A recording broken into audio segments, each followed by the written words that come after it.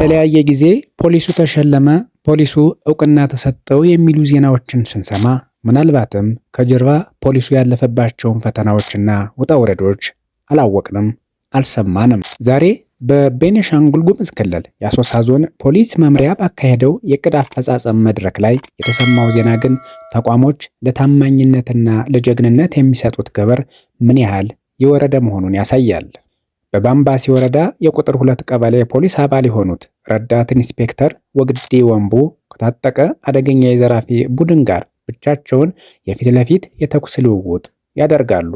የገዛ ሕይወታቸውን ለሞት አሳልፈው በመስጠትና ከዘራፊዎቹ ጋር ጀግንነት በተሞላበት መንገድ በመፋለም ዘራፊዎቹ ይዘውት ሊሰወሩ የነበረውን ከ6 ሚሊዮን ብር በላይ የሆነ የሕዝብና የሀገር ሀብት ያስጥላሉ።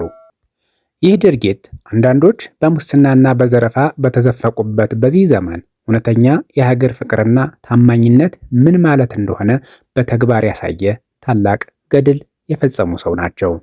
የዞኑ ፖሊስ መምሪያ ኃላፊ ኮማንደር አብዱራሂም አህመድ አባሉ መስዋዕትነት በመክፈል ትልቅ ጀብድ ፈጽመዋል፣ ለሌሎችም አርአያ ነው እያሉ መድረክ ላይ ከአስተጋቡ በኋላ ለዚህ ሁሉ ሕይወትን አደጋ ላይ የጣለ ታማኝነት ያበረከቱት የገንዘብ ሽልማት 10 ሺህ ብር ብቻ ነበረ። ይህ ሽልማት አይደለም በጀግንነትና በታማኝነት ላይ የተደረገ ፌዝ ነው የሚሉ በርካታ ሰዎችን ተመልክተናል።